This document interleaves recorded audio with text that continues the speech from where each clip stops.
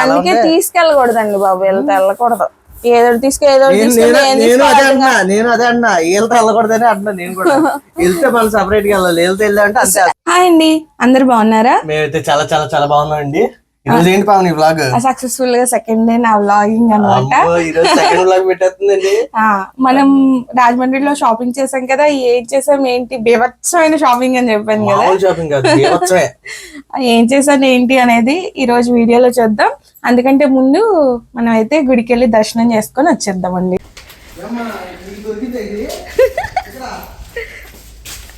నీ ఫ్రెండే కాదు, ఈరోజు హ్యాపీ అయ్యా. నిన్న స్కూటీ దగ్గర తిట్లు తిట్టావు, ఈరోజు తిట్టున్నావుగా నీ వాహనాన్ని. మరి అదిగోండి అక్కడ కొబ్బరి దించుతున్నారు, అది చూడ ఎలా అరుస్తుందా. వచ్చిందా?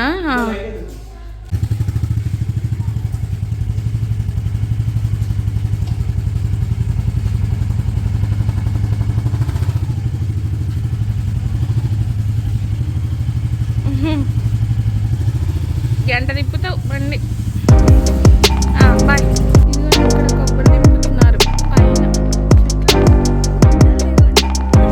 బాయ్.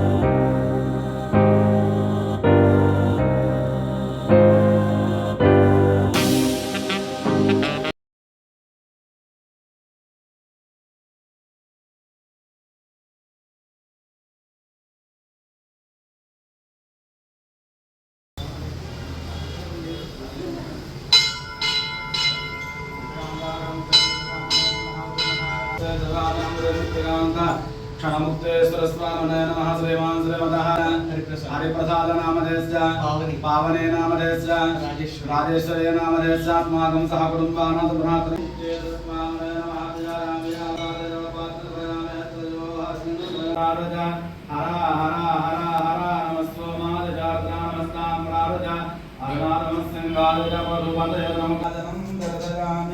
हर पार्वती पदे हर हर हर महादेव। పంతులు గారు, స్వామి గారి విశిష్టత ఇదండి. త్రేతాయుగంలో శ్రీరామచంద్రమూర్తి వారు ప్రదర్శించారండి. అంటే పూర్వం అట జయబోధుడు అనే ఋషి గారు ఉండేవారట. ఆయన భార్య ఉండేదట. అయితే ఆవిడకి భర్త శాపం వల్ల శాపగ్రస్తుందట ఆవిడ. ఆ శాప విమోచన కోసమని ఆవిడ కూడా పెట్టుకుని ప్రతి నది తీరాల్లో స్నానం చేయించుకుంటూ వస్తున్నారట. వస్తుంటే ఇక్కడ గౌతమి నది 1 కిలోమీటర్లు ఉందండి. ఈ నదిలో స్నానం చేస్తే ఆ శాప విమోచనే మామూలుగా అయిపోయిందట. అయిన తర్వాత సంవత్సరం పిల్లలు ఎవరో వద్దన్న ఆవిడ ఇక్కడ పూర్వం అరణ్యం అట. ఈ అరణ్యంలో రామ శివ అంటూ ఉండిపోయిందట ఆవిడ.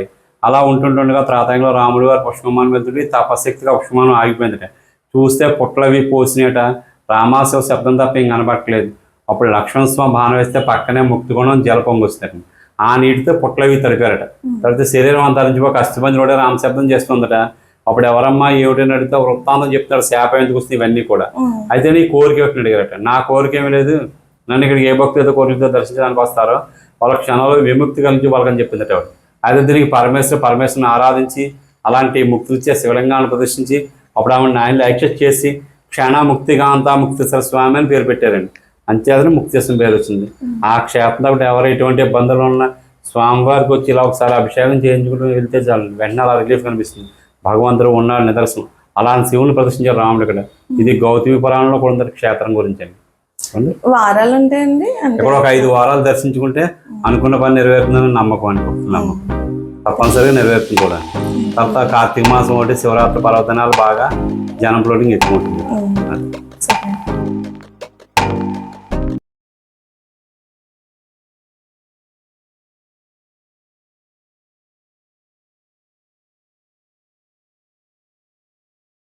గుడి నుంచి అయితే ఇంటికి వచ్చేసామండి.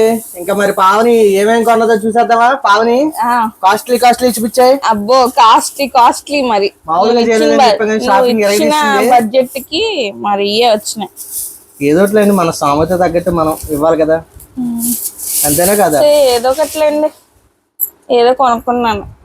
ఏమేమి కొనుక్కున్నానంటే టాప్ ఒకటి కొనుక్కున్నానండి, 250 రూపీస్. చూసావా నీకు ఎంత తక్కువ ఖర్చు. 250 రూపీస్ అంటే పర్లేదా లేదో చూడండి. మరి నాకైతే పర్లేదు అనిపించింది. మనకి విజయవాడలో బీసెంట్ రోడ్ లో అయితే 350, 400 కూడా అమ్మేస్తున్నారు చెప్తున్నారు.